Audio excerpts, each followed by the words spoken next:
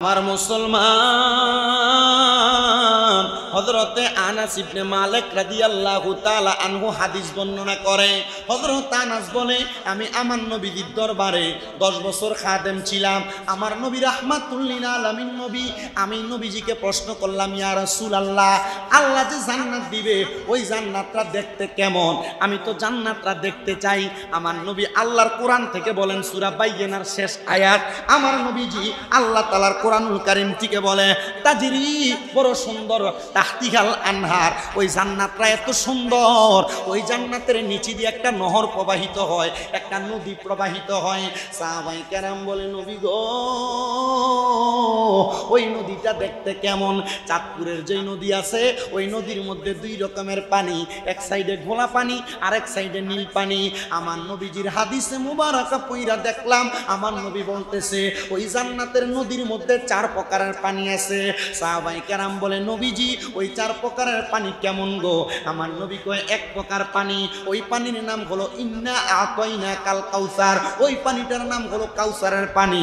ইয়া রাসূলুল্লাহ, নবী গো, ওই পানি কারা পান করবে? আমার নবী কয়, যাদের অন্তরের মধ্যে আল্লাহ নবীর ভালোবাসা আছে তারা ওই কাউসারের পানি পান করবে। আল্লাহ নবীর প্রতি ঈমান আছে তারা ওই কাউসারের পানি পান করবে। আল্লাহ নবীর প্রতি ভালোবাসা আছে তারা ওই কাউসারের পানি পান করবে।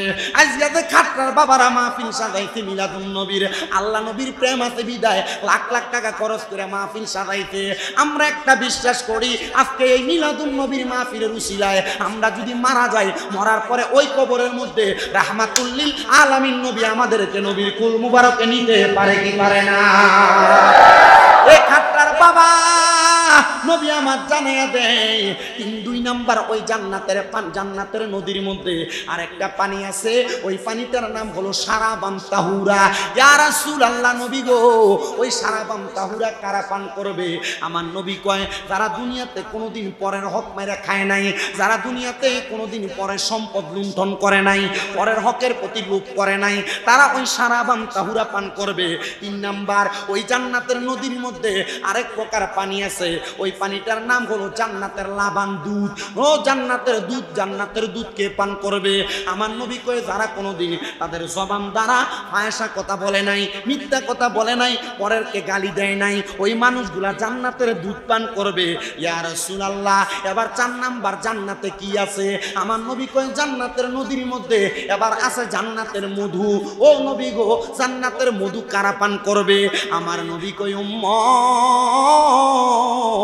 ওই জান্নাতের মধু তারা পান করবে যারা কোনোদিন নেশা দ্রব্য পান করে নাই। এই এলাকার নেশাখোর, তুমি যে নেশা করো, এই এলাকার ইয়াবাখোর, তুমি যে ইয়াবা পান করো, এই এলাকার গাঞ্জুটিরা, তোমরা যে গাঞ্জা খাও, এটার কারণে তোমার নিজের ক্ষতি হয়।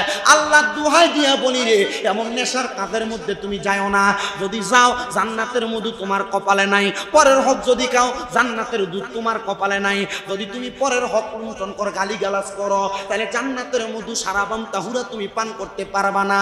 আল্লাহ নবীর ভালোবাসা না থাকলে তুমি কোনোদিন জান্নাতের ইন্না আতাইনা কাল কাউসার, কাউসারের পানি পান করতে পারবা না। এই 4 প্রকারের পানি পান করবে। তার মানে নবী গো, জান্নাতের মধ্যে একটা নদী আছে, ওই জান্নাত তো বড় সুন্দর। ইয়া রাসূলুল্লাহ, নবীজি তাহতিহাল আনহার, আল আনহারু খালিদিনা ফিহা আবাদা। ও মায়ের নবী, জান্নাতের লোক তো দেখাইলেন, জান্নাত সুন্দর বললেন, তাহলে জান্নাতের মধ্যে আমরা কতদিন থাকবো? বাড়ি ভাড়া 10,000, বছরে না মাসে? কথা কয় না। দুনিয়াতে বাঁচবেন 60 বছর। আপনার দাদা মারা গেছে আজকে 100 বছর, কবরে যে আছে কেমন আছে, কি খবর অবস্থা আপনি জানেন না। নবীজি, ওই জান্নাতের মধ্যে আমরা কতদিন থাকবো গো? আপনি নবী বলেন না। আমার নবী কয়, আমি বলি না, আমার আল্লাহ স্বয়ং বলে দেয়। কি বলে? কয়, খালিদিনা ফিহা আবাদা। মারহাবা, জোরে কোন মারহাবা। এই আবাদা শব্দটার তাফসীরে পরে আসতেছে আল্লাহ প্রথম কয় খালিদিনা ফিহা, ওই জান্নাতের মধ্যে তোমরা চিরস্থায়ী বাসিন্দা হয়ে থাকবা।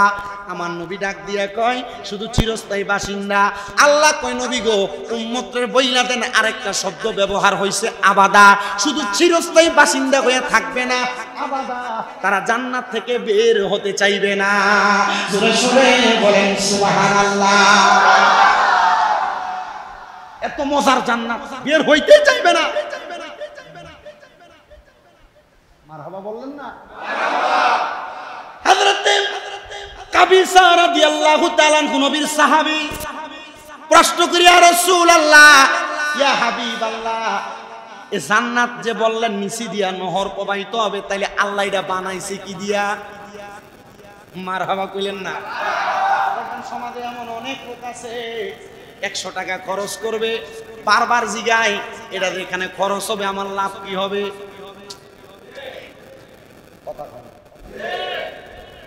আমার যখন দাওয়াত দেন আমি জিজ্ঞাসা করছি, আমার যে দাওয়াত দিবেন এর আগের বছর কোন বক্তা আইছে? আমি জিজ্ঞাসা করছি আপনারা যে মাহফিল করবেন আমার মাইক দিবেন কয়টায়, হাদিয়া দিবেন কত? বারবার জিজ্ঞাসি, কারণ আমি যাই না, তারপরে যাবো, এর আগে যাইতাম না। আল্লাহর নবী সাহাবায়ে কেরাম জিগায়, ও নবী, জান্নাত যে বানাইছে আল্লাহ কি দিয়া বানাইছে?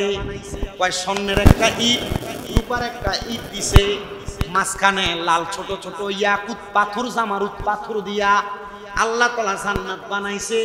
এত সুন্দর, এত সুন্দর, এত সুন্দর নবী গো, কেমন সুন্দর! আর মানুষ কেমনে প্রবেশ করবে? বলে মানুষ বিসমিল্লাহ বলে ফুলসেরাতের রাস্তার মধ্যে ডান পা দিবে, বাম পাটা আলহামদুলিল্লাহ বলে যখন ফেলবে, চোখটা খুলে দেখবে জান্নাতের মধ্যে প্রবেশ করেছে। এত সুন্দর মেহমানদারি জান্নাতের মধ্যে প্রবেশ করলে আমার আল্লাহ তাআলা মাছের কলিজা দিয়া জান্নাতীদেরকে মেহমানদারি করবে। জোরে সোরে বলেন সুবহানাল্লাহ। ইয়া রাসূলুল্লাহ, ইয়া হাবিবাল্লাহ, বুঝতে পারলাম। তাহলে বলেন না ওই জান্নাতে কারা কারা থাকবে? আগে বলছি জান্নাতের ওই শরাব কে কে খাবে, এবার নবী আমার বলতেছে ওই জান্নাতে থাকবে 2 প্রকারের ব্যক্তি। ইয়া রাসূলুল্লাহ, নবী কোন 2 প্রকারের ব্যক্তি থাকবে? এবার আমার আল্লাহর কোরআন বলে রাদিয়াল্লাহু আনহুম ওয়া রাদু আন, ওই জান্নাতের মধ্যে যেই 2 প্রকারের ব্যক্তি থাকবে, এক প্রকার ব্যক্তি হলো যাদের প্রতি আমার আল্লাহ সন্তুষ্ট হয়েছে, আর যারা আমার আল্লাহর প্রতি সন্তুষ্ট হয়েছে। আপনারা হাজীগঞ্জের খাট্টার মানুষ বলেন, আপনারা সবাই আল্লাহর প্রতি খুশি না বেজার? খুশি। আপনারা সেই জান্নাতে যাবেন, কিন্তু বাবা শুধু আপনি খুশি থাকলে হবে না, আল্লাহ তো আপনার প্রতি খুশি থাকা লাগবে। ও আল্লাহ, আপনি কেমনে খুশি হন? আল্লাহ কয় আমার নবীর মাধ্যমে, রাদার রব্বি ফি রিদাল ওয়ালিদাইন, মা বাবার খুশিতে আমি আল্লাহ খুশি হই, মা বাবার সন্তুষ্টিতে আমি আল্লাহ সন্তুষ্টি হই। সাখাতুর রব্বি ফি সাখাতিল ওয়ালিদাইন, মা বাবার অসন্তুষ্টিতে আমি আল্লাহ অসন্তুষ্ট হয়ে যাই, মা বাবার অখুশিতে আমি আল্লাহ অখুশি হয়ে যাই, মা বাবার নারাজে আমি আল্লাহ নারাজ হয়ে যাই। আল্লাহ তাহলে বোঝা গেল আপনারা যদি খুশি করা লাগে, আপনারা যদি সন্তুষ্ট করা লাগে, আগে আমি আমার মা বাপকে সন্তুষ্ট করা লাগবে। এ খাট্টার বাবা, আমি জানি না আজকের মাহফিলে কে বসছেন, আপনাদের মারে ধমক দিছেন, আপনার বাবারে ধমক দিছেন, আপনার মা বাপরে জুদা করে দিছেন। যুবক বাইরে, মুরব্বী বাবারে, মা বাপরে কেউ যদি জুদা করে দিয়া থাকো, মা বাপরে কেউ যদি আলাদা করে দিয়া থাকো, দাও তোমার পা গুলা আমার সামনে দাও, আমি শামিম রেজা জিব্বা দিয়া তোমার পাও পরিষ্কার করে দিব। কেন জানো? কারণ মা বাবার মনে কষ্ট দিয়া আমি শামিম রেজা না, সারা বাংলাদেশের বড় আলেম দিয়া ওয়াজ করাইবা, এ ওয়াজ দিয়া কোনো লাভ হবে না। আল্লাহর দোহাই লাগে রে যুবক, আল্লাহর দোহাই লাগে রে মুরব্বী বাবা, তোমরা অনেকে মা বাবার মনে কষ্ট দিয়া রাখছো, একটা ধমকের মাধ্যমে আম্মা আব্বারে কষ্ট দিয়া রাখছো, তোমরা মা বাপরে আলাদা করে দিছো। মা বাপ সকালবেলা এক ভাইয়ের ঘরে ভাত খায়, দুপুর বেলা আরেক ভাইয়ের ঘরে ভাত খায়, সন্ধ্যাবেলা আরেক ভাইয়ের ঘরে ভাত খায়। এমনও আছে এলাকার মধ্যে মা বাপরে ভাত খাবা নিবে এলাকায় মেল করা লাগে, ফদাইনারে ডাইকা বিচার করা লাগে। কারণটা কি? বলে তারা 3 ভাই মা বাপের খাওয়ায় না, 2 ভাই খাওয়ায়, 1 ভাই খাওয়ায় না। সন্তান না রে না, মা বাপ তোমারে যে মানুষ করছে, মা বাপ যে তোমারে গর্বে নিছে, তোমারে গর্বে মানিয়া বড় কষ্ট করছে, কেমনে তুমি ওই মারে বাদ দাও না? কেমনে তুমি ওই বাবারে ধমক দাও? ওই বাবা নিজে না খেয়ে তোমারে খাওয়াইছে। মা 10 মাস 10 দিন যখন গর্ভে ধারণ করছে, তুমি সন্তানের জন্য মা বড় কষ্ট করছে, মা ভালো করে ঘুমাইতে পারে নাই, পেটের বেদনায় তুমি একবার ডান দিকে লাথি দিছ, একবার বাম দিকে লাথি দিছ। আমি জানি রে, আজকে এই খাট্টার মাহফিলে এমন অনেক বাবারা বসছে, আপনাদের সন্তান হয়তো আপনাদেরকে কষ্ট দেয়, সন্তানের কাছে মনে হয় চায়া চায়া টাকা নেওয়া লাগে। এই সন্তানের দল মা বাবার মনে কষ্ট দিয়া মক্কার ঘরে যে হজ করবা কোনো লাভ হবে না, মদিনায় যে সালাম দিবা কোনো লাভ হবে না, খাট্টার মসজিদে তাহাজ্জুদ করবা কোনো লাভ হবে না। আল্লাহর দোহাই লাগে রে বাবা, ওই মা বাবার মনে কষ্ট দিও না। কেউ যদি কষ্ট দিয়া থাকো, আজকে আমার সাথে ওয়াদা করো, এখান থেকে বাড়িতে যাইয়া মার পায়ের মধ্যে ধরবা, বাবার পায়ের মধ্যে ধরবা, ধরে বলবা মা আল্লাহর রাস্তায় আমি সন্তানরে মাফ করে দেন। মা বাপ যতক্ষণ পর্যন্ত বলছে তোমারে মাফ করে দিছি, ততক্ষণ পর্যন্ত মা বাবার পাও ছাইরো না। বলে হুজুর মা বাবার পাও ছাড়বো না, এটা কেমন কথা বলেন? আমরা এলাকায় অনেক মৌলবী সাহেবরা ফতুয়া দেয়, মা বাবার পায়ে ধরলে এটা শিরিক হয়, মা বাবার পায়ে ধরলে বেদাত হয়। না রে সন্তান না, মা বাবার পায়ে ধরলে শিরিক বেদাত হয় না। আমি শামীম দাদা এমনে বক্তা হই নাই, আমি শামীম দাদা এমনে ওয়াদের স্টেজে বসি নাই, এমনি চেয়ারে বসে ওয়াজ করি না। আমি আমার এই মুখগুলা দিয়া আমার মার পায়ে চুমা দিছি, আমার আব্বার পায়ে চুমা দিছি। আমি যেদিন আমার আব্বার পায়ে চুমা দেই, আমার আব্বা বলছে দেখ ফোলা কি ফাকলামি করে। আমি যেদিন আমার মার পায়ে চুমা দিছি, আমার একটা ভিডিও ম্যান ছিল, সে আমার সাথে থাকতো, সে আমারে কয় আপনারে মানছে হাতে চুমা দেয়, আপনারে মানছে কপালে চুমা দেয়, আপনি দিয়ে আপনার আম্মার পায়ে চুমা দেন। আমি কইছি রে, আমি আমার মায়ের কদমে চুমা দিয়া আম্মার কদমে ছোট থাকার কারণে আল্লাহ আমার দেশ জাতির কাছে বড় বানায়। আপনারা বলেন মা বাবার কদমে ছোট হইলে ওই সন্তানকে আল্লাহ তাআলা বড় বানাইতে পারে কি পারে না?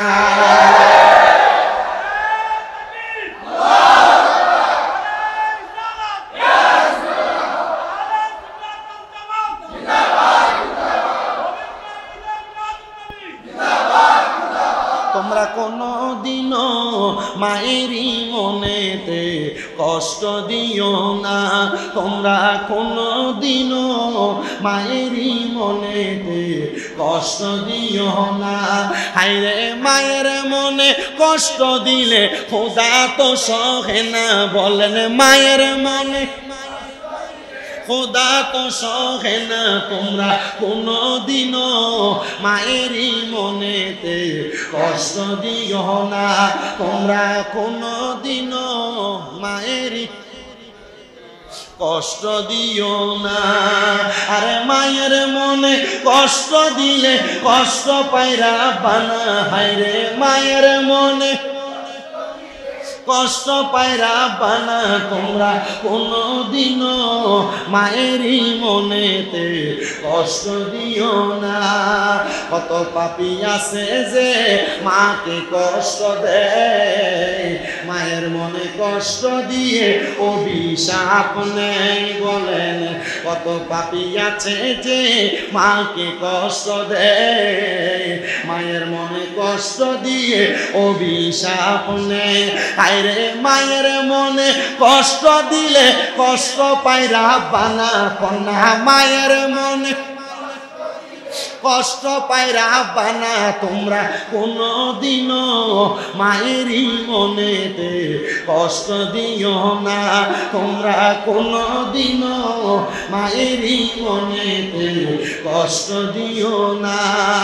কত সন্তান আছে যে শাশুড়িতে মাকে ভুলে যায়, দামি দামি খানা নিয়ে শ্বশুর বাড়ি যায়, কিন্তু ওই সন্তানে মা বাবার খানা তো খাওয়ায় না। হায়রে ওই সন্তানে মা বাবার খানা তো খাওয়ায় না। তোমরা কোনোদিনও মায়েরই মনেতে কষ্ট দিও না, তোমরা কোনোদিনও বাবারই মনেতে কষ্ট দিও না। হায়রে মা বাবার কষ্ট দিলে খোদা তো সহে না। বলেন মা বাবার তো সহে না, তোমরা কোনোদিনও মা মনেতে। দুনিয়ার মুসলমান আজকে খাটরার মাহফিল কবুল হবে কিনা এটার গ্যারান্টি কেউ দিতে পারবে না। তবে আমি স্বামীরা একটা গ্যারান্টি দিয়া যায়, আগামীকালকে যদি দেখো খাটরার কোনো মুরব্বী চা দোকানে বৈশা বলে হ্যাঁ আমার সন্তান ওই স্বামীরাদার কথা শুই না আজকে বাড়িতে এসে আমি আব্বার পায়ে ধরে মাপ চাইছে, কিন্তু আমার সন্তান কোনোদিন আমি আব্বার লগে অন্যায় করে নাই, তবুও মাপ চাইছে, আমার সন্তানটারে আল্লাহ কবুল করো। মনে রাখবারে খাট্টার বাবা আম্মা আব্বার পায়ে ধরলে দাম কমে না, আম্মা আব্বার পায়ে ধরলে সম্মান কমে না, আম্মা আব্বার পায়ে ধরলে দাম বাড়ায় দেয় আল্লাহ। ও বাবা অনেকে চিন্তা করে হুজুর আমি আমার মা বাবার পায়ে ধরে মাপ চামো দূরের কথা, আমি তো 2 ঈদের সময় ওই মা বাবার পাঁচুয়া সালামি করি না। এ যুবক ভাই এই মুরব্বী বাবারা শুধু সালাম করা না, আবু দাউদ শরীফের একটা হাদিস আমি পড়লাম, আল্লাহর নবী সাহাবায়ে কেরাম আমার নবীজির হাত মোবারকে চুমু খাইতেন। নবীজি ঘোষণা করেছেন, নবীজি ঘোষণা করেছেন দুনিয়ার জমিনে মা বাবা পীর মাশায়েখ উস্তাদদের কদমে চুমা খাওয়া এটা আল্লাহর নবীর সাহাবায়ে কেরামের সুন্নাত, কিন্তু আমরা এই সুন্নতগুলা থেকে বিরত আছি, আমরা এটা করতে চাই না। হে বাবা আমি তোমাদের কাছে করজোরে আবদার করি ওই মা বাবার পায়ে ধরে সালাম করবা, মা বাবার চুমা দিবা, মা বাবার কাছে মাপ চাইবা। কিন্তু আজকে খাট্টার মাহফিলে এমন অনেক মানুষ বসছে গো, অনেকে চিন্তা করে হুজুর এখান থেকে বাড়িতে যাইয়া যাদের আব্বা আছে তারা বাড়িতে যে বাবার পায়ে ধরে মাপ চাইবো, আমার তো আব্বা নাই আমি কার পায়ে ধরে মাপ চাইবো। অনেকে চিন্তা করে হুজুর অনেক সন্তান আছে যাদের বাড়িতে মা আছে তারা বাড়িতে যাইয়া মার পায়ে ধরে মাপ চাইবো, আমার তো মা নাই আমি কার পায়ে ধরে মাপ চাইবো। আজকে সকালবেলা এই খাটরা এলাকার কোন ফুলাদানি দুবাই থেকে কল দিছে, কল দিয়া কান্নার জন্য কথা বলতে পারে না, ফোন দিয়া কয় হুজুর আজকে আমরা খাট্টার মাহফিলে আপনি যাবেন, আমার মাটার লেগে কুমন বইরা দোয়া করেন। আমি কইলাম কেন রে? তোমার মার জন্য না, আমি তো সব প্রবাসীদের জন্য দোয়া করি। তোমার মার কি হইছে? ওলা কই হুজুর আমি বিদেশ আসার অল্প কিছু দিনের মধ্যে আমার মা ইন্তেকাল করছে। হুজুর আগে বাড়িতে ফোন দিলে আমার মা আমার জাদু কইয়া কথা কইতো, আমার মা বাবা খাই তুমি বারবার জিজ্ঞাসা করতো টাকা পয়সার দরকার নাই, তুই ভালো করে খাইয়া দেয়া বাইচা থাকিস, এই কথাটা বারবার বলতো। আমার মাটা মরে যাওয়ার পরে আমার কেউ একবার আমার মার মতো জিজ্ঞাসা করে না, আমার কেউ জিগায় না। সন্তান আগে বাড়িতে একবেলা খানা না খাইলে মা তোমার বারবার কইতো কিরে ফ্যাটটা দি পিঠের লগে লাইগা রইছে, এখন মা কবরে 2-3 বেলা না খাইলে কেউ তোমার একবার জিজ্ঞাসা করে না। এ সন্তান তোমার মায়ের মতো আপন তোমার দুনিয়াতে কেউ নাই। তোমার আব্বাকে তোমার দমক দিয়া বাড়িতে নিয়ে যাইতো, কোনো অন্যায় করলে বাপ বারবার ডাক দিত, তোমার কাছে মনে হইতো বাপ মনে হয় কানের কাছে ঘ্যান ঘ্যান করে। সন্তান রে বাবা মারা যাওয়া সন্তানটারে জিগাও, এখন তারে কেউ একবার ডাক দিয়া বাড়িতে নেয় না, কেউ তারে দমক দেয় না, এখন তার কাছে তার জীবনটা জীবন মনে হয় না। এই সন্তান তোমার বাপ মা তোমার বড় কষ্ট করে মানুষ করছে, আব্বা যান ঈদের দিনে নতুন কোনো জামা কাপড় কিনে নাই, তুমি সন্তানরে নতুন জামা কাপড় কিনা দিছে, মার কাপড়টা ছিঁড়া থাকতো মা সিলাই করে পরে থাকতো, মা তোমারে নতুন জামা কাপড় কিনা দিছে। আব্বা আম্মারে যদি জিগাইতাম গো আব্বা আপনি ঈদের দিন নতুন জামা কিনেন না, আব্বা উত্তর দিত এখন কি আর আমার ঈদের বয়স আসেনি, তোমরা এনে এখন ঈদ করবা। আব্বা পুরান পাঞ্জাবিটা আয়রন করে পড়তো, আব্বার কাছে যে টাকা নাই ফুতে আব্বা ফুতেরে বলতো না। কিন্তু সন্তান এখন তোমার ঘরে টাকার অভাব নাই, ব্যাংকে টাকার অভাব নাই, আব্বারে 500 টাকা দিয়ে কিনে একটা লুঙ্গি পরাইতে পারো না, আব্বা কবরে কিলা বইব রে তোরে লাখ লাখ টাকা দিয়া যদি তুমি তোমার টাকা দিয়া তোমার মা বাপরে সুখী না বানাইতে পারো। এ সন্তান,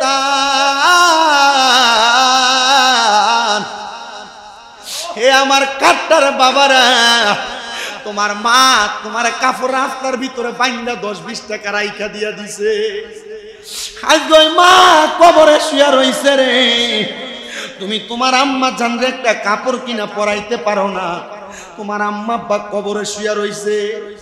অনেকেরই তো প্রশ্ন, হুজুর মা বাপ যে মহিরা গেছে গো, আমি আমার মা বাবার জন্য কোনো কিছু করতে পারবো নি, আমার মা বাপ মারা যাওয়ার পরে আমি সন্তানের কোনো দায়িত্ব আসেনি। এটা আমার প্রশ্ন না, এটা নবীর সাহাবায়ে কেরাম আমার নবীকে প্রশ্ন করছে। বনি ইসরাইলের বনু কুরাইশের একজন লোক আইসা আমার নবীরে প্রশ্ন করে, ইয়া রাসূলুল্লাহ হাল বাকিয়া মিন বিররি আবওয়াইয়া শাইউন আবার রুহুমা বিহি বাদা মাউতিহিমা। ইয়া রাসূলুল্লাহ আমাদের মা বাবা মারা যাওয়ার পরে কোনো দায়িত্ব আছে কিনা?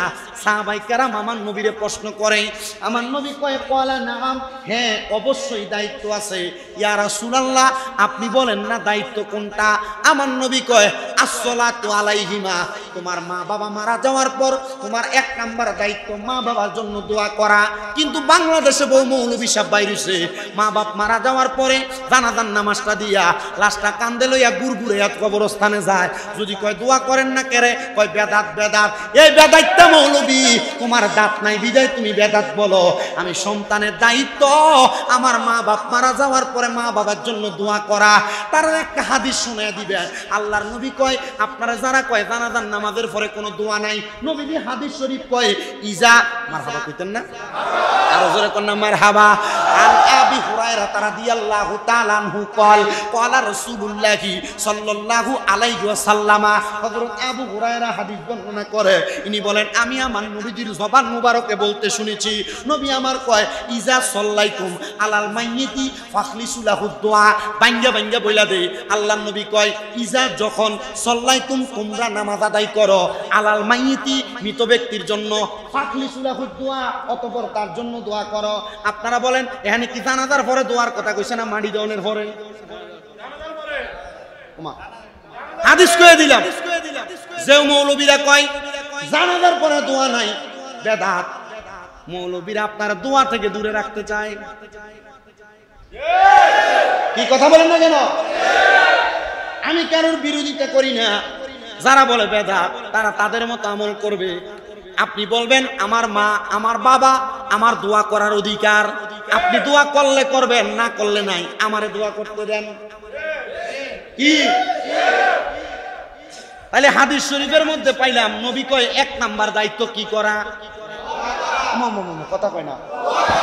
আচ্ছা এবার আপনারা বলেন খাটরা আহমেদিয়া জামে মসজিদে পবিত্র ঈদে মিলাদুন নবীর মাহফিল, আপনারা সবাই কি খুশি না বেজার? আল্লাহর দোহাই জবান বন্ধ রাখেন না, জোরে কোন খুশি না বেজার? কিন্তু আপনারা জানেন আপনাদের চাইতে খুশি কারা? এলাকার কবরবাসীরা। আজকে যারা মাহফিলে বসছেন এই কবরবাসীদের রুহগুলাকে আল্লাহ তাআলা আজকে উন্মুক্ত করে দিছে, ছেড়ে দিছে। প্রত্যেকটা রুহু আপনাদের যাদের মা নাই, আপনাদের যাদের বাবা নাই, দাদা নাই, দাদি নাই, বংশের মানুষ কবরে, ওই রুহুগুলা মসজিদের চারদিকে ঘুরতেছে আর হাতগুলো এভাবে বাড়ায় দিছে। একটা ভিক্ষুক যেমনে ভিক্ষা চায় রে, ওই কবরবাসীরা আপনার কাছে এসে হাত বাড়ায় বাড়ায় বলে, এরে আমার সন্তান, এরে আমার নাতি, এরে আমার ভাই, আমার জন্য একটু দোয়া করো না, তোমার দোয়ার কারণে আল্লাহ তাআলা আমারে মাফ করবে। এই কবরবাসীরা কবরে ফিরে যাবে, যা দেখবে আব্দুল দুলাল মিয়া, যা দেখবে মসজিদের ইমাম সাহেব, যা দেখবে আমাদের এই মসজিদের অমুক সাহেব, উনি দোয়া করছে বিদায় তার কবরের আযাব মাফ, কিন্তু তার পাশের কবরের ভিতরে আযাব চলতেছে। তে জিজ্ঞাসা করবো আল্লাহ আমার কবরে কেন আযাব আর আমার পাশের কবরে কেন আপনি আযাব থেকে শান্তি দান করছেন? আল্লাহ বলবে রে বান্দা তুমি দুনিয়াতে এমন কোন ওয়ারিসদার রাইখা আসো নাই যেই ওয়ারিসদার দুনিয়ার জান্নাতের বাগানে বইসা তোমার জন্য দোয়া করবে। এমন একটা ওয়ারিসদার আপনি দুনিয়াতে রাইখা যাবেন, এমন একটা সন্তান আপনি রাইখা যাবেন, এমন একটা নাতি রাইখা যাবেন যেটা আপনার জন্য দোয়া করবে। আমার নানা জান ইন্তেকাল করছে, আমার নানা জানকে হজ করাইছে, উমরা হজ। আমার নানা আমারে কইছে, নাতি রে কিছু তো চাই না, ইয়া তুই যদি পারস তোর লগে আমার শাহজালালের মাজার একবার লয়ে যাইস, আর আমি মরার পর আমার জানাজাটা পড়াইস। আরে আমার ঘরে ভাতের চাউল আনতেও কষ্ট হইতো। আমার নানা প্রতি সপ্তাহে 5 কেজি করে আটা কিনে দিত, একটা চাউলের বস্তা নিয়ে দিত। সে নানা মারা গেছেন, আমারে কইছে জানাজাটা পড়াইস। আমি জানাজা পড়াইছি, আলহামদুলিল্লাহ, শুকরিয়া। আমার নানার কয়েকটা গুণ ছিল, গুণটা কি জানেন? ছোট্ট একটা টং দোকান করতো, কোরআন শরীফ পড়তো, আর কখনো কখনো নিয়ামুল কোরআন পড়তো। অজুটা ভাঙে গেছে, সাথে সাথে কোরআন শরীফটা জায়গায় রাইখা দোকানটা ফালাই দিয়ে চলে যায়। আমি 1 দিন 2 দিন 3 দিন জিগেলাম, নানা দোকানটা যে ফালাই দিয়ে যান, মানুষ তো এটা সেটা নিয়ে যাবো, তো নিয়ে গেলে তো আপনার লস। আরে বেটা প্রথম কয়েকদিন নিত, যখন মানুষ দেখছে আর বুঝছে আমি অজু করতে যাই, মানুষ বুঝা ফেলাইছে আমার এনতে চুরি করলে তার লাভ নাই, উল্টা লস। আমার হাতগুলাতে ধরে বলছে দোয়া করিস। আমার দাদু ইন্তেকাল করছেন, আমারে অনেক অনেক কষ্ট হয়েছে, আমি পড়ালেখা করতে ডাক দিয়ে আইনাই না কাজে পাঠাইছে আমার আব্বার সাথে। কিন্তু মরার আগে আমার দাদি শুধু কইছে যে তার একটু আনিস না, তারাবির নামাজ চলে। আমার বাড়ি থেকে ফোন দিছে, তোরে দেখতে কইছে, দৌড়ে যায় পানি দিয়ে আবার তারাবির নামাজে দাঁড়াইছে, আবার খবর আছে তো দাদি তো মারা গেছে।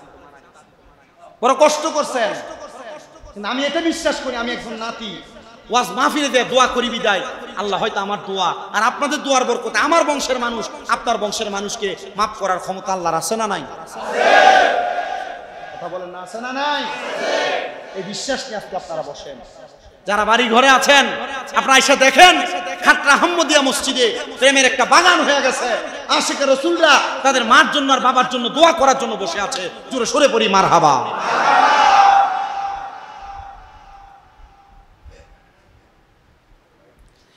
আল্লাহর নবীর সাহাবায়ে কেরাম প্রশ্ন করি, আর রাসূলুল্লাহ মা বাবা মারা যাওয়ার পরে কোনো দায়িত্ব আছে কিনা? নবী আমার কো 1 নাম্বার দায়িত্ব আসসালাতু আলাইহিমা, মা বাবার জন্য দোয়া করা। 2 নাম্বার আল ইস্তিগফারু লাহুমা, আম্মা আব্বার জন্য ক্ষমা প্রার্থনা করা। মৌলভী সাহেবরা ফতোয়া দেয় 4 দিন না করা 40 করা, মানুষের খাওয়ানো এটা জায়েজ নাই। এই ফতুয়াগুলা দেয় মৌলভী সাহেব জানে না 4 দিন না 40-এর মধ্যে যে কোরআন খতম করা হয়, যে খতমে তালিল করা হয় এবং লা ইলাহা ইল্লা আনতা সুবহানাকা ইন্নী কুনতু মিনাজ জালিমিন বলে খতম করা হয়, কুল খতম করা হয়, এটার মাধ্যমে দোয়া করা হয় আল্লাহ এই খতমের উসিলায় আপনি তার মারে আর বাপরে মাফ করে দেন। আপনারা বলেন এভাবে খতম করে দোয়া করলে আমার আল্লাহ মা বাবার কবরের আযাব মাফ করতে পারে কি পারে না? এরা ফতোয়া দিচ্ছে 4 দিন আর খানা করা না যায়, 40 আর খানা করা না যায়। খবর লয়ে দেখেন 4 দিন না 40 এটারে দাওয়াত দিলে এটা কাতারাইয়া বইয়া থাকে, কিন্তু এটা মানুষেরে খাওয়াইতে চান, এটা কিপটা নাম্বার 1।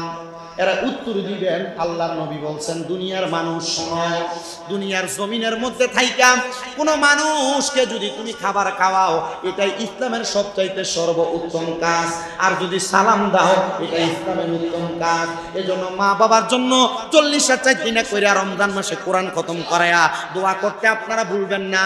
এখন বাংলাদেশের মানুষ রমজান মাসে যা আগে কোরআন তেলাওয়াত কোরআন খতম হইতে এগুলা ভুলে গেছে, এগুলা ভুলবেন না। কোরআন খতম করায়া দোয়া বকশিশ করে আল্লাহর দরবারে মা বাবার জন্য ক্ষমা প্রার্থনা করবেন। এটা আমার কথা না, আল্লাহর নবীর কথা। জোরে বলেন সুবহানাল্লাহ। নবী আমার বলে উম্মত 3 নাম্বার ওয়া ইনফাযু আহাদিহিমা। নবীজি 3 নাম্বার দায়িত্বটা কি? আমার নবী কয় 3 নাম্বার হলো মা বাবার ওয়াদা পূরণ করা। ইয়া রাসূলুল্লাহ, নবী গো মা বাবার ওয়াদা কি পূরণ করব আপনি বলেন না। আমার নবী কয় 3 নাম্বার, মা বাপ যদি কোনো ঋণ রাখে ঋণ পরিশোধ করবা, মা বাপ কারোর সাথে কোনো ওয়াদাবদ্ধ হলে ওয়াদা পূরণ করবা, এটা হলো তুমি সন্তানের দায়িত্ব। কিন্তু আমাদের সমাজের সন্তানেরা মা বাপ মারা যাওয়ার পরে লাশ মাটি দিতে দেয় না জায়গা ভাগাভাগি করার জন্য।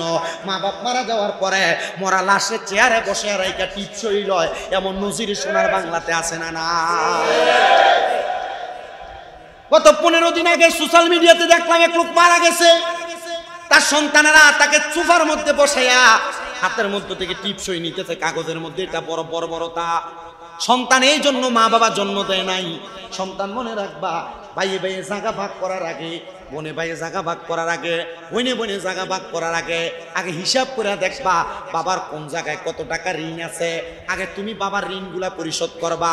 বাবা কোনো ওয়াদা করেছে দোকান বাকি আছে কিনা খবর নিবে এলাকায়, বাবা যে দোকানে বসতো আগে দোকান বাকিটা পরিশোধ করবা। কেউ বাবার কাছে কোনো পাওনা আছে কিনা পাওনা পরিশোধ করবা। তার মানে তুমি সন্তানের এটা দায়িত্ব। আর যদি তুমি সন্তান বাবার ঋণ পরিশোধ না কইরা বাবার জায়গা সম্পদ তুমি ব্যবহার করো, তাহলে কবরের মধ্যে তুমি সন্তান জালেম হিসেবে আল্লাহর কাছে উঠবা। এটার দলিলটা তুমি নেওয়া লাগবে না। আল্লাহর কোরআন বলে উতুল্লিম বাদা যালিকা জালিম, এটা এমন জালিম, এটার ঠিকানা হবে জাহান্নামের একবারে অতিষ্ঠ নিকৃষ্ট জায়গার মধ্যে। এই জন্য মা বাবার সম্পদ ভাগাভাগি করবা ভাই বোনের মধ্যে সমানভাবে, তবে মনে রাখবা এমনভাবে ভাগ করবা মা বাবার ঋণ যেন পরিশোধ করা যায়। সাহাবায়ে কেরাম বলি ইয়া রাসূলুল্লাহ আর কি দায়িত্ব আপনি বলেন না? আমার নবী কয় 4 নাম্বার ওয়াসিলাতির রাহমিল্লাতি লা তুসালু ইল্লা বিহিমা। মা বাপ মারা যাওয়ার পরে তোমার 4 নাম্বার দায়িত্ব হলো মা বাবার আত্মীয় স্বজনের সাথে সম্পর্ক বজায় রাখা। মা মারা গেছে, খালার সাথে সম্পর্ক নাই, মামার সাথে সম্পর্ক নাই, নানির বাড়ির সাথে কোনো সম্পর্ক নাই। বাবা মারা গেছে, চাচার সাথে ফুফুর সাথে কোনো সম্পর্ক নাই, বাবার বাড়ির আত্মীয়র সাথে কোনো সম্পর্ক নাই। আমার নবী কয় না না না, ওয়াসিলাতির রাহমিল্লাতি লা তুসালু ইল্লা বিহিমা। মা বাপ মারা যাওয়ার পর মামা খালা ফুফু চাচাদের সাথে সম্পর্ক রাখবা। এটার কারণে তাদেরকে যখন ভালো বুড়া জিজ্ঞেস করবা, তাদেরকে যখন ভালো বুড়া খাওয়াইবা, আল্লাহ তাআলা তোমার মা বাবার কবরে ভালো খাবারের ব্যবস্থা করে দিবে। জোরে বলেন সুবহানাল্লাহ। ইয়া রাসূলুল্লাহ নবী আপনার কাছে জানতে চাই, আপনি বলেন না তাহলে 5 নাম্বার আর কি দায়িত্ব? আপনাদের কষ্ট হইতেছে? আপনারা কি ওয়াজটা শুনে যাবেন? মা বাবার প্রতি ইহসান করা সন্তানের কি দায়িত্ব শুনে দরকার আছে কিনা? আল্লাহ কবুল করেন, পড়েন আমিন। আমিন। আল্লাহর ওয়াস্তে অল্প কিছুক্ষণের জন্য আমি মাইকটা ছাড়ার আগ পর্যন্ত মোবাইলটা রিসিভ করা বন্ধ রাখবেন, মোবাইলটা একটু সাইলেন্ট করার চেষ্টা করবেন। এই কথাটা আমি প্রথমে বলা উচিত ছিল, বলতে পারি নাই। আপনারা মনোযোগের সাথে বয়ান শ্রবণ করবেন। আমি শেষ করে দিব ঠিক সময় 12টার মধ্যে হুজুর কেবলা চলে আসবে, আপনাদেরকে নিয়ে দোয়া করবে। তার পূর্ব মুহূর্তে আপনারা শুধু আমার সাথে বসে একটু কথাগুলো শুনবেন। 4 নাম্বার দায়িত্ব গেল। সাহাবায়ে কেরাম বলি ইয়া রাসূলুল্লাহ ইয়া হাবিবাল্লাহ নবী গো 5 নাম্বার কি দায়িত্ব আপনি বলেন না? নবী আমার বলে 5 নাম্বার দায়িত্ব হলো ওয়া ইকরামু সাদিকিহিমা, মা বাবার বয়সী মুরব্বিদেরকে সম্মান করা। এলাকায় এমন অনেক যুবক আছে যারা দোকানের মধ্যে বসে, বাবার বয়সী মুরব্বীরা বসে থাকে, বাবার বয়সী মুরব্বীর সামনে সিগারেট টান দিয়া দোয়াটা মুরব্বীর মুখের মধ্যে মারে। আপনারা কোন এমন বেয়াদব জাত ফোসা ফলাফান এলাকায় আছে না নাই? কষ্ট দিতেছে আপনারা? বাবার বয়সী কোন মুরব্বী ডাক দিতে রে জায়গায় যাইস না, ঝগড়া হবে। পোলা ডাক দিয়া ধমক দিয়া বলে আপনি কি বেশি বুঝেন, চুপ করে বসে থাকেন, বলে মুরব্বীরে দমায়া দেয়। মায়ের বয়সী মুরব্বী ঘরের মধ্যে ঘরে ঘরে ঝগড়া লাগলে আপনারা ডাক দেয় রে বাবা ঝগড়া করিস না, আপনি মুরব্বীরে বুন্নি কইয়া কুটনি বুড়ি কইয়া কইয়া ধমক দিয়া রাখেন। না না না, আপনি যদি আপনার বাবার বয়সী মুরব্বীদেরকে সম্মান করেন, মায়ের বয়সী মুরব্বীদেরকে সম্মান করেন, আল্লাহর নবী বলে এদেরকে সম্মান করার কারণে আল্লাহ তাআলা তোমাদেরকে জান্নাতের মধ্যে জায়গা করে দিবেন তো দিবেন। এবং তোমার মা বাবা কবরে থাকলে মা বাবার কবরের মধ্যে এদেরকে সম্মান করার বরকতে তোমার মা বাপরে সম্মান করবে। সুবহানাল্লাহ। আল্লাহুম্মা সাল্লি আলা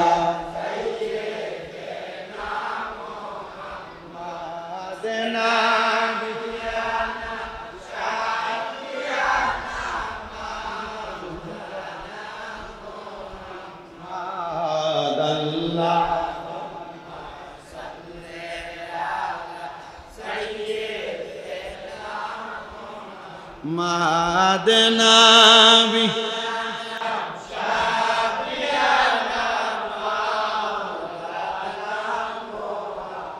তাহলে আমরা হাদিস শরীফ থেকে 5টা জিনিস শিখলাম। মা বাবা মারা যাওয়ার পরে সন্তানের 5টা দায়িত্ব। 1 নাম্বার দোয়া করা, 2 নাম্বার ক্ষমা প্রার্থনা করা, 3 নাম্বার মা বাবার ওয়াদা ঋণ পরিশোধ করা, 4 নাম্বার মা বাবার আত্মীয়দের সাথে সম্পর্ক ঠিক রাখা, আর 5 নাম্বার মা বাবার বয়সী মুরব্বীদেরকে সম্মান করা। এটা করলে কেমন লাভ একটু শুনুন। হযরত রুসাইফা নামক আল্লাহ তাআলার একজন খাস বান্দা ছিল, যার বাড়ি ছিল ইরাকে। কোথায়? যার বাড়ি ছিল ইরাকে। হযরত রুসাইফা বলে, আমার বয়স 7 বছর, আমার আব্বাজানের বড় স্বপ্ন ছিল আমি রুসাইফা আল্লাহ তাআলার কোরআন শরীফ মুখস্থ করব, মানে কোরআনে হাফেজ হব। রুসাইফা বলে, আমার মা আমার বয়স যখন 6 বছর আমারে দিয়ে দিলেন মাদ্রাসার মধ্যে। আমি মাদ্রাসার মধ্যে পড়ি, কোরআন কারীম মুখস্থ করি। আমি রুসাইফার আব্বাজান আমি মাদ্রাসায় ভর্তি হওয়ার পর ইন্তেকাল করেছি। হযরত রুসাইফা বলে, আমার আব্বাজান ইন্তেকাল করার পরে আমার আব্বাজানের কথা আমি ভুলে গেলাম আস্তে আস্তে। 3 বছরের বয়সে আমার আব্বা মারা গেছেন, আমার 7 বছর বয়সে যখন আমার আব্বা মারা গেলেন, আমি 3 বছরের মধ্যে কোরআন কারীম মুখস্থ করলাম, আমি হাফেজে কোরআন হয়ে গেলাম। হযরত রুসাইফা বলে, জগতের মানুষ কোরআনে হাফেজ হওয়ার পর মাদ্রাসা থেকে হাফেজ সাহেবদেরকে দস্তারবন্দি মানে মাথার মধ্যে পাগড়ি পরাইয়া দেয়। আমারে বলেছেন আমি যেন যাওয়ার সময় আমার আব্বাজানকে নিয়ে যাই। আমি বাড়িতে চলে আসলাম, আমার মার কাছে ডাক দিয়া বললাম, মা ও আমার আম্মা, আমার মাদ্রাসা থেকে বলেছেন কোরআন কারীম মুখস্থ করার কারণে আমার মাথার মধ্যে পাগড়ি পরিয়ে দিবে, আমি যেন যাওয়ার সময় আমার আব্বাজানকে নিয়ে যাই। রুসাইফা বলেন, আমি তাকে দেখলাম আমার আম্মা জানের চোখ গুনা দিয়া বায়া বায়া পানি পড়তেছে। মা আল্লাহর দরবারে হাত বাড়ে, আল্লাহ আমার স্বামীর বড় স্বপ্ন ছিল গো, আমার সন্তানটা কোরআনে হাফেজ হবে গো। আমি আমার সন্তানটারে কোরআনে হাফেজ বানাইছি। আজকে যদি আমার স্বামী দেখতো, আমার স্বামীর কলিজাটা বড় ঠান্ডা হইয়া যাইতো। ও আল্লাহ, আমার সন্তানরে আমি কেমনে বুঝাইতাম রে রুসাইফা, তোর আব্বাজান তো ইন্তেকাল করেছে। মা ডাক দিয়া কয়, বাবা তোমার আব্বাজান তো কবরে, তুমি যাইয়া মাদ্রাসাতে বলবা তোমার আব্বাজান আসতে পারবে না, তোমার পাগড়ি যেন তোমারে পরাইয়া দেয়। রুসাইফা বলেন, পরের দিন সকালবেলা আমি মাদ্রাসায় গেলাম, মাদ্রাসার উলামায়ে কেরাম আমার মাথার মধ্যে কত সুন্দর করে পাগড়ি পরাইয়া দিছে। ওই পাগড়িটা পরানোর সাথে সাথে রে বাবা হযরত রুসাইফা একটা দৌড় দিয়া আম্মা জানের কাছে আসছে। আইতা চোখের পানি ফালায়া ফালায়া কান্দে, ও আমার আম্মা জান, আপনি জানেননি আমি মা সন্তান কেন কান্দি? বলো, কান্দো কেন রে বাবা? মা, আমি কান্না করার কারণ একটা গো, আমার আব্বা জান ইন্তেকাল করেছে। আজকে যখন মাদ্রাসাতে সন্তানদেরকে মাথায় পাগড়ি পরাইয়া দিতে, যাদের বাবা তাদের মাদ্রাসায় গেছে, তারা পাগড়িটা খুইলা নিয়ে তারা আব্বার মাথায় পরাইয়া দিছে। মা, আমার পাগড়িটা আমার মাথায় রয়ে গেছে গো, আমার আব্বা তো কবরে, আমি আমার পাগড়িটা আমার আব্বারে পরাইয়া দিতে পারি নাই। রুসাইফার মা ডাক দিয়া কয়, রে আব্বা দাঁড়ে যা, একটা সন্তান যদি তার আব্বা আম্মার কবরের সামনে যাইয়া পশ্চিমটা পিছ দিয়া আব্বা আম্মার মুখ বরাবর তাকায়া রব্বির হামহুমা কামা রব্বায়ানি সগীরা বলে দোয়া করে, ওই সন্তানের চোখের মণিকোটার মধ্যে একটা মাছির মাথা পরিমাণ পানি ছেড়ে দিয়ে কান্না করে। ওই পানিটা মাটিতে পড়ার আগে আমার আল্লাহ তাআলা তার মা বাবার জীবনের গুনাহগুলো মাফ করে দেয়। এ সন্তান, যা যা যা, তুই তোর আব্বার কবরের সামনে যা, আব্বার কবরের সামনে যাইয়া আব্বার জন্য কোরআন খতম করে করে দোয়া কর। সন্তান রুসাইফা বলে, আমি আমার আম্মা জানের কথা শুই না, আমি সাথে সাথে আমার আব্বার কবরের সামনে গেলাম। রুসাইফা ডাক দিয়া কয়, আমি আমার আব্বার কবরের সামনে যাইয়া কোরআন তেলাওয়াত করিয়া চোখের পানি বায়া বায়া পড়তেছে। এমন টাইমে আমার সামনে আল্লাহ তাআলার একজন বন্ধু, যার নাম হযরতে আব্দুল্লাহ মারুফ কারকি রহমতুল্লাহ আলাই, হযরতে আব্দুল্লাহ মারুফ কারকি আইসা আমার মাথাটার মধ্যে হাত বুলিয়ে দিতেছে।